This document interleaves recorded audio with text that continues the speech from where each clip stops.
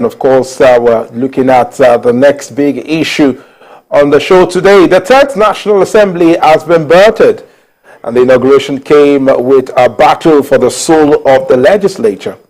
Former Governor of Akwa Ibom State, Godswill Akpabio, has been elected the president of the 10th Senate, while the senator representing Kano North, Barau Jibrin, emerged as the deputy Senate president. Akpabio polled 63 votes to defeat his rival and former Governor of Zamfara State, Abdulaziz Yari, who secured 46 votes. Also, Tajudeen Abass has been elected as the Speaker of the 10th House of Representatives with 353 votes to defeat Idris, Wase, and Aminu, Jaji, who got 3 votes each. That was a very overwhelming score there in the House of Reps leadership polls. Well, let's share the update on what transpired on the floor of both houses of National Assembly today.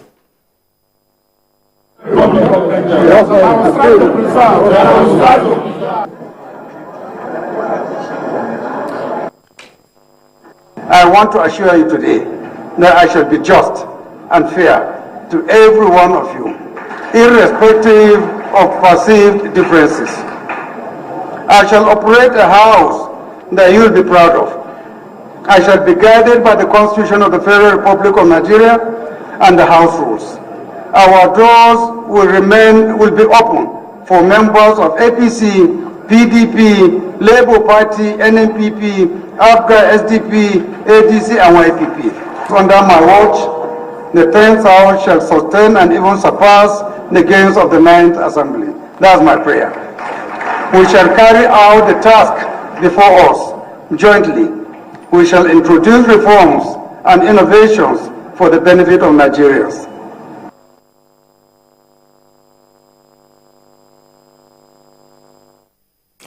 That's the Speaker of the House of Representatives, Right Honorable Tajudeen Abass, in his acceptance speech after he was elected as a Speaker of the 10th National Assembly. That's talking about the House of Representatives. Let me start with you, Yinka.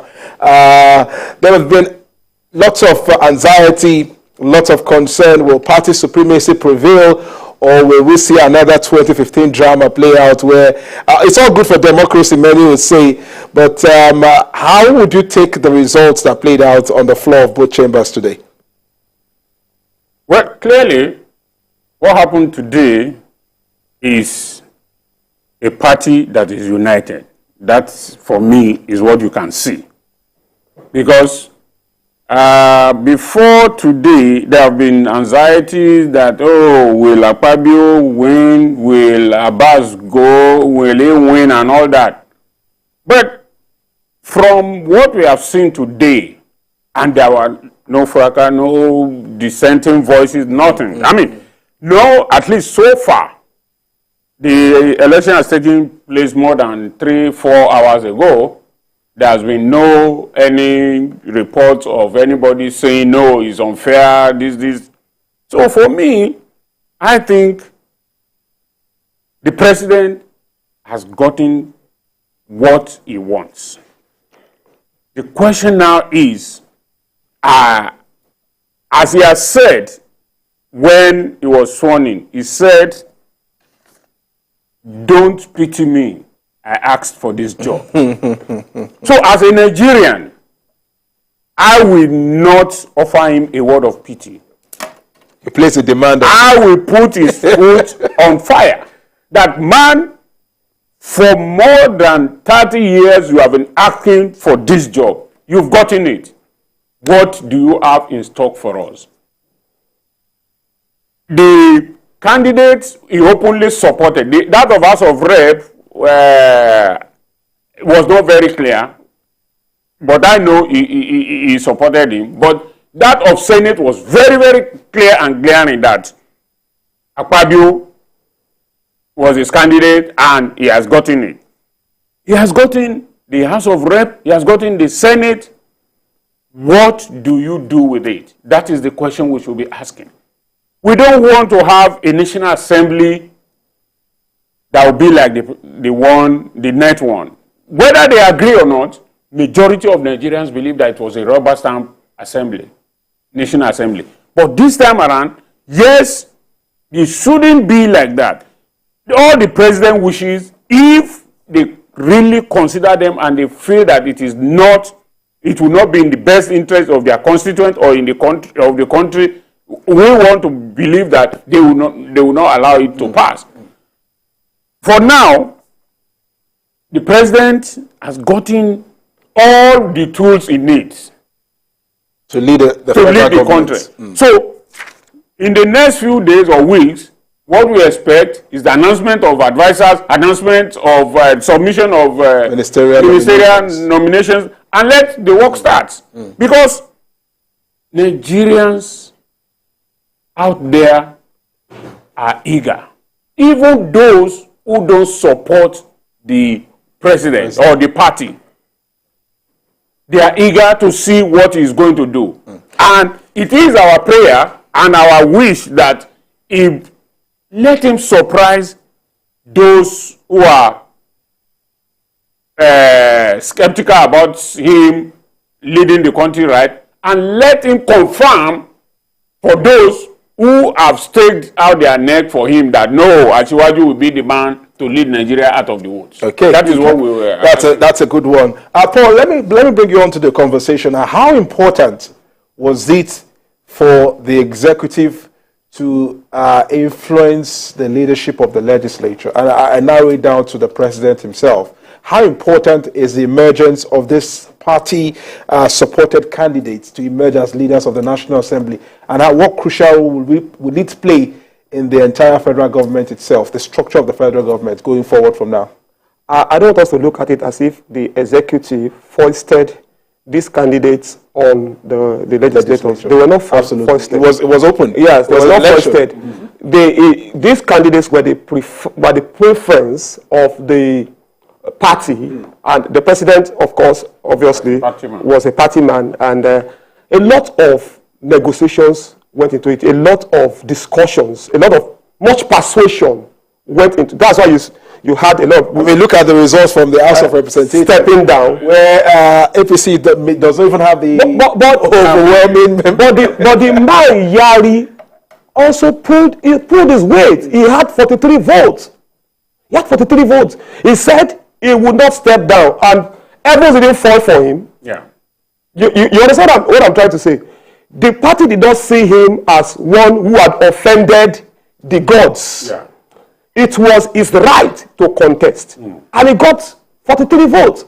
Now, the other people, for the other contenders at the House of Reps, got 3 each. Fine, that's the democracy. For me, what really happened, I love the way the party went about it, because they went about it so early. They were able to prevent the Saraki, Saraki scenario. It showed cohesiveness. In a way, it also showed party supremacy, because people don't, as far as we're concerned, none of them was an independent candidate. I mean, of course, they didn't campaign or they didn't win their seat on independent platforms. So it shows some cohesion, and that's what we need. And it also, helps them to get away from distractions. But I know that those who will be winners are still savoring the euphoria of their triumphs. But beyond all of that, Godswill Akpabio, for example, should remember that he's a very lucky man, and he has to work. He's a lucky man because this was the man that did not have it rosy with his nomination for the exactly, with the Senate. Remember the NDDC saga and all of that. Don't let us go into all of that now. He's a very lucky man. Of course, the party had a switch with it. So he has to work well. I want him to lead I expect him to lead a Senate that will not be saying to ministerial nominees, take a bow. I want them to do serious screening. I wish. All right, Paul, we'll get into the demands before the leadership of the National Assembly. But let's just look at the emergence, the nitty-gritty, and the drama that played out. Let me bring on Babajide Kolade into the conversation. He's joining us via Zoom from Ilorin, the Kwara State capital. BKO, the party prevails, or the wishes of the party prevails in this one. And of course, we have a leadership that the party can now beat its chest and say it's part of the renewed hope agenda. How important was this for the overall federal government led by Asiwaju Bola Ahmed Tinubu, the president?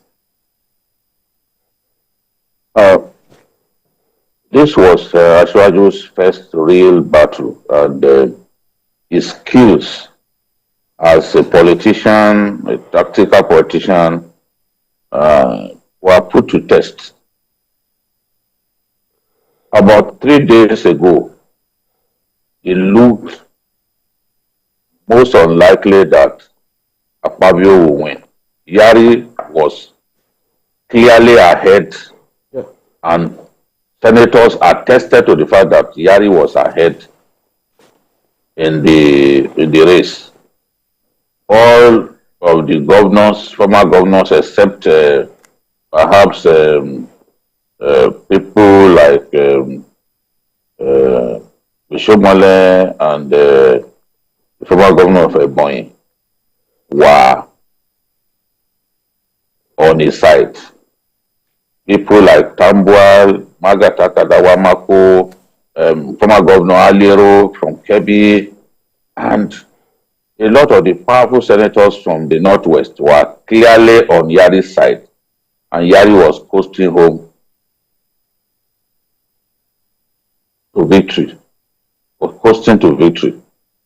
But Asiwaju Bola Ahmed Tinubu deployed his deputy. His deputy had one-to-one discussions with some of the powerful and influential politicians. And by 4 a.m. yesterday, the situation began to change because some of the people in Yari's column had begun to move back to Akpabio's side. And in the end, Yari actually scored 46, not 43 votes. Yeah, Yari lost out. Akpabio scored 63 votes to Yari's 46. For a man who did not get the benefit of federal might, that was a very, very good performance. But I can tell you that if the method adopted by the House of Reps in choosing their presiding officers had been adopted by the Senate, because the House of Reps adopted a modified voice vote, whereby you come out and announce that this is the person that you are supporting. If they had adopted that for the Senate, Akpabio will have won with a very big landslide, because not many people, realizing that Akpabio was the choice of the president, will want to openly go against him. So the method adopted in the Senate helped Yari to poll the number of votes that he got in the final analysis. But it was good for Asiwaju to get the National Assembly to support the people that he felt would best complement him in the onerous task that he has had. As all right, let's switch coming to the House of... Okay. Let me allow you to wrap up your thoughts quickly. Oh, now coming to the House of Reps. A lot of people are saying, oh, the House of Reps contest became a one-sided affair. They must remember again that Asiwaju had one of the contestants like Jaji, like Betara. He met them, and then got his deputy to also follow up. At the end of the day, they started stepping down one after another. So by the time the race began, the biggest contestants like Betara, like Jaji, they had already pulled out of the race. Wase was literally left alone. So that was why it became one-sided like that. If all those guys had been in the race, the plan that they had was to pick one of them as the consensus candidate, and they will have given him all their support. And with powerful people like Betara, like Jaji, it will have been a different case. Okay. But by stepping down, it made the race a walkover for Tajudeen Abass. And this is a very good way for the president to start. It will have been an embarrassing situation for him if he had not secured the buy-in of those National Assembly members. Well, you can always count on the dexterity of the president, being a former senator himself. He's surrounded by parliamentarians. I mean, he's chief of staff, former senator, the vice president, former senator, the first lady, former senator, the chief of staff. I mean, the secretary of the Government of Federation. So I think it was clear from the evidence that the president will always have his way, despite all the shenanigans. Yeah. But of course, like you pointed out, it's a good thing for democracy. Yes. It's a good thing for democracy that everybody tests their might and nobody is being coerced into silence. But let's look at the task before the leadership of the 10th National Assembly. I will start from you, Yinka. You mentioned the issue of ministerial screening, but beyond the ministerial screening, they also play the role of helping the federal government led by the executive and, of course, setting the agenda for national growth and development. What are the areas you expect the 10th Assembly to feature prominently? For me, the issue of economy and education, those two, well, three actually, education, economy, and security. And the three go together. The reason is that you cannot have a good economy if you don't have security. There can be good economy if there is no education. So the three goes together. The three are together, and as a National Assembly, they must focus on what is the problem. Where do we start? What do we do about the security of the country? What do we do about the education? We don't want to have a situation where a minister will say that by the time he got to that ministry, he knew next to nothing about that ministry. So, even if the president will not give them a ministry attached to names of ministers, they must also look at the pedigree of all those who are going to be the ministers. Apart from the ministers, the issue of security also.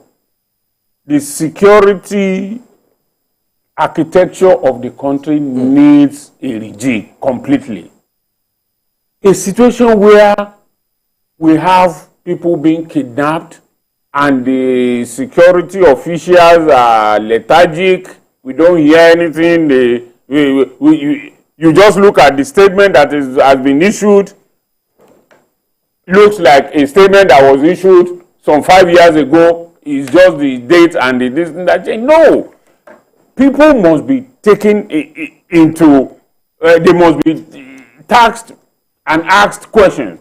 If there's a security lapse, the security chief must be summoned. If there is an educational lapse, that must be. Economy too.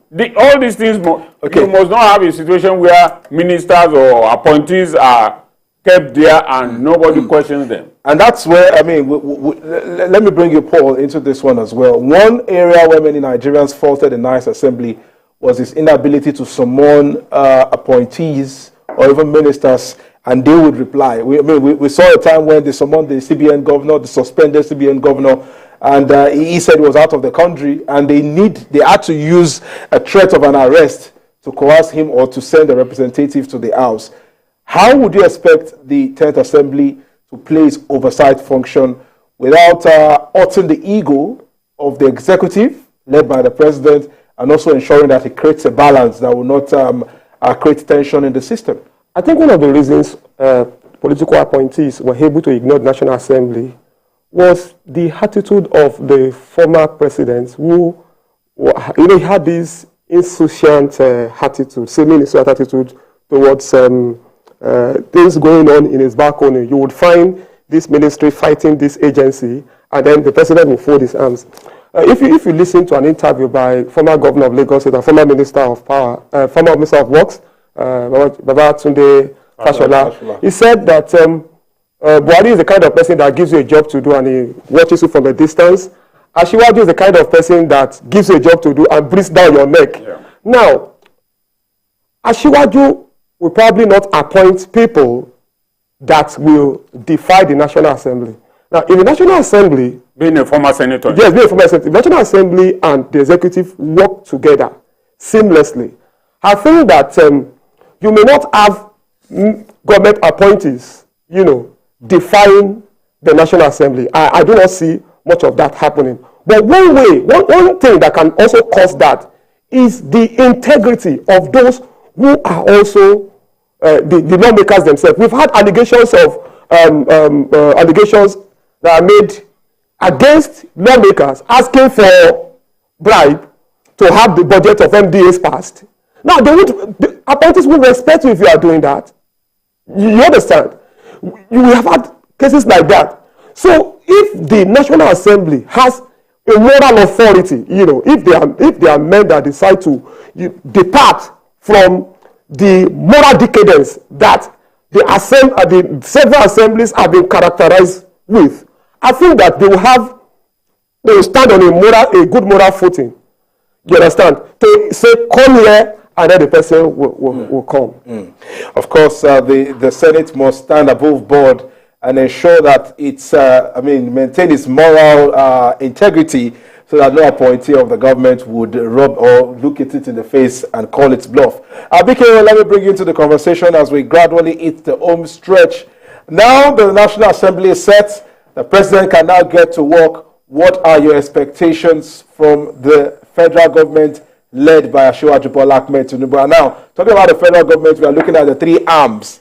The executive, the legislature, and the judiciary will also play a role in the government itself. What are your expectations and what are the targets or the milestones you expect that will be reached within the first 100 days?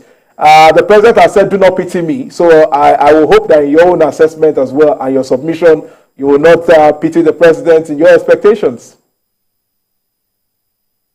The president has shown in the last few days that he has revolutionary ideas that he intends to change our country for good.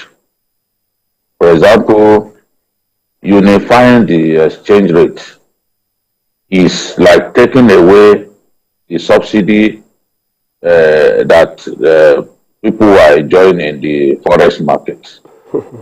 And I'm sure that to stabilize our currency and take away the benefits that rent seekers and traders were getting from the deplorable state of our currency.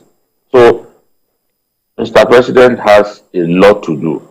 He needs a National Assembly that will complement his efforts. And I can see why he put everything he's got into this race to ensure that Akpabio especially, we thought, because without the president's last-minute intervention, Akpabio would easily have lost the race. Now, he needs the National Assembly working with him. We also need the National Assembly to take its oversight function seriously. A lot of the ministries, departments, and agencies are known for heart-shaking corruption. The National Assembly must stand firm. The National Assembly must allocate money to itself to be able to do the oversight work competently, not going to the people that you are oversighting and asking them to provide you with accommodation and allowances. At that stage, you have already compromised the work. So what we want to see is a National Assembly that brings down the neck of these people and ensures that, look, the nonsense that is going on, the BFS stealing that is going on through those agencies and ministries are stopped. You know, it's a lot that we need to do better than the way we did them in the last administration. And I want to believe that that change that this administration promised will happen. We are already seeing the signs. We are seeing people now say they regretted not voting for Asiwaju Bola Ahmed Tinubu. They thought, oh, it was a president who will come and be saying Bala Blue every day. Now, they can't even hear such things again. And they can see that he has settled down and is doing his work. He's taking some giant steps and giant leaps. This is what we want to see. And we need a National Assembly that will help us get to the next level. What a way for us to wrap up the conversation there. And Vicky, well, thank you for eating that right into the bull's eye for the section of naysayers who believe that Nigeria, shouldn't go the route it is heading now.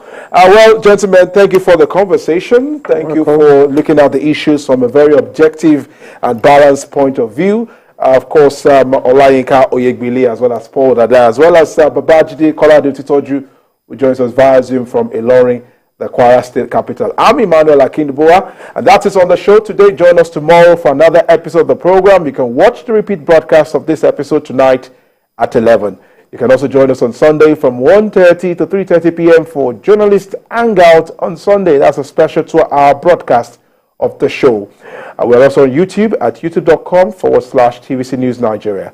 I am Emmanuel Akinduboa. Bye for now, and God bless Nigeria.